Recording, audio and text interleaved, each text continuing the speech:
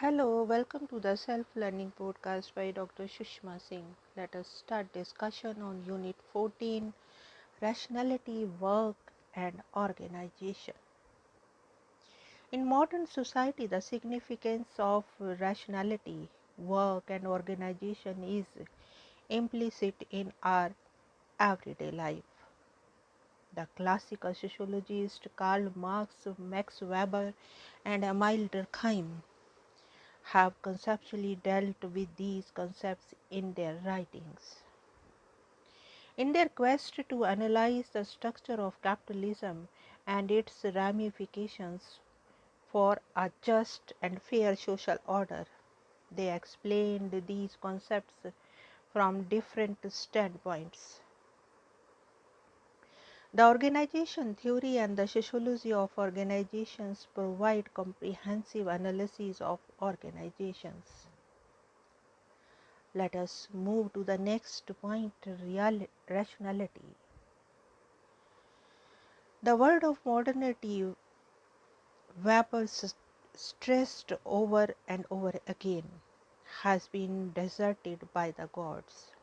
Man has chased them away and has rationalized and made calculable and predictable what in an earlier age had seemed governed by chance, but also by feeling, passion and commitment, by personal appeal and personal fear, by grace and by the ethics of charismatic heroes. Weber attempted to document this development in a variety of institutional areas. His studies in sociology of religion was meant to trace the complicated and tortuous ways in which the gradual rationalization of religious life had led the displacement of magical procedure by what national systematization of man's relation to the divine. He attempted to show how prophets with their charismatic appeals had undermined priestly powers based on tradition, how with the emergence of book religion, the final systematization and rationalization of the religious sphere had set in, which found its culmination in the Protestant ethics. In the sphere of law, Weber documented a similar course from a Khadi justice, the personalized dispensing of justice by wise leaders or elders, to the codified, rationalized and impersonal justice of the modern world. He traced the development of political authority from kings endowed with hereditary charisma and thaumaturgical powers to cool heads of state ruling within the strict limits of legal prescriptions and rationally enacted law. Even so private an area of experience as music, Weber contended, was not exempt from the rationalizing tendencies of Western society. In his writings on the sociology of music, Weber contrasted the concise notions and the well-tempered scale of modern music. The rigor, standardization and coordination that governs a modern symphony orchestra with the spontaneity and inventiveness of the musical system of Asia or of non-literate tribes. Now let us move to the next point, the sphere of secular rationalism. Among the characteristics in terms of which European development was distinctive were the specific form of the state and the existence of rational law.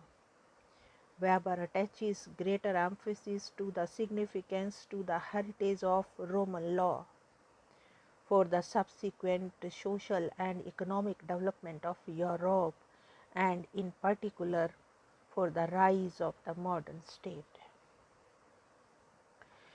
Without the juristic rationalism, the rise of the absolute state is just as little imaginable as is the revolution.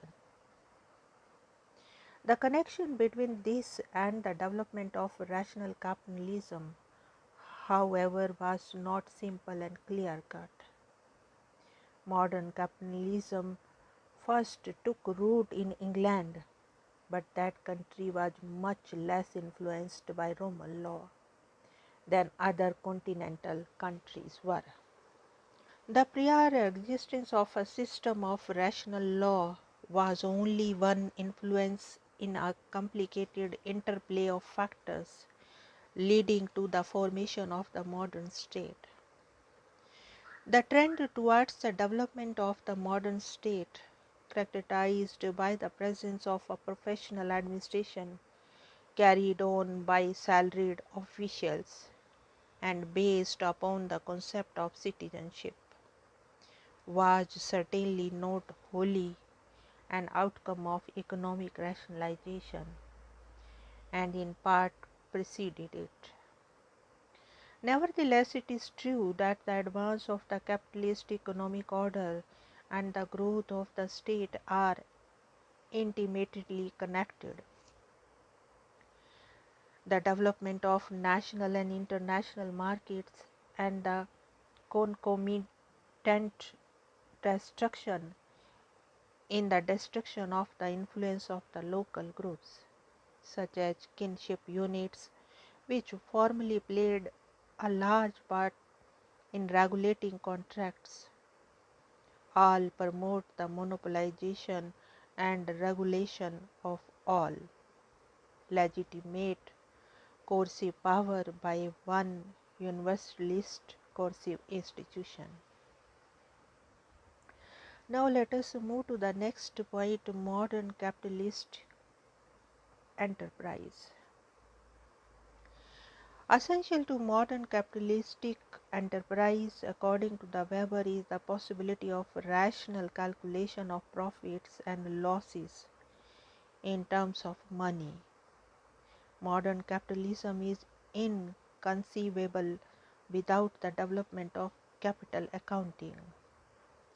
In Weber's view, rational bookkeeping constitutes the most integral expression of what makes the modern type of capitalist production dissimilar to the prior sorts of capitalist activity, such as usury or advantageous capitalism. The circumstances which Weber details as necessary to the existence of capital accounting is stable productive enterprises constitute those which Weber accepts as the basic prerequisite of modern capitalism, and include those factors upon which Marx placed more emphasis. But these economic attributes could not exist without the rational legal administration of the modern state. This is as distinctive a characteristic of the contemporary capitalist order, or as is the class division between the capital and labor in the economic sphere. In general terms, political organizations can be classified in the same way as economic enterprises in relation to the whether the means of administration are owned by the administrative staff or are separated from their ownership. The greater the degree to which the ruler succeeds in surrounding himself or herself with the propertyless staff responsible only to him, the less he is challenged by nominally subordinate powers. This process is most complete in modern bureaucratic state. Now let us wind up the session and take rest. Thank you very much for engaging yourself with the self-learning podcast.